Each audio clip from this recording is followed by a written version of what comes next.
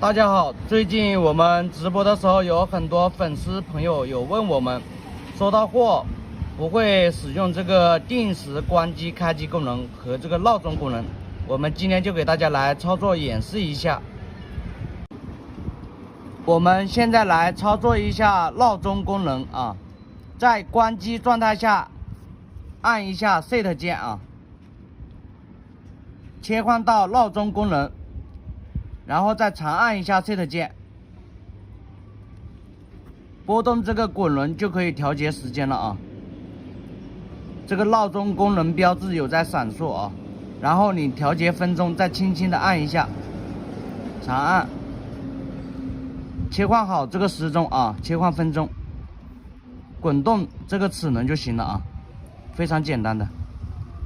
现在就是设置好了。我们现在来操作演示一下定时关机功能啊。首先我们开机按一下，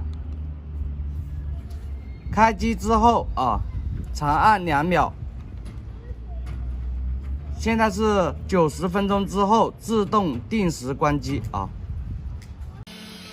我们现在给大家操作一下时钟功能啊，在关机的状态下，长按暂停键啊。就可以调节时钟了啊，拨动这个齿轮一样的啊，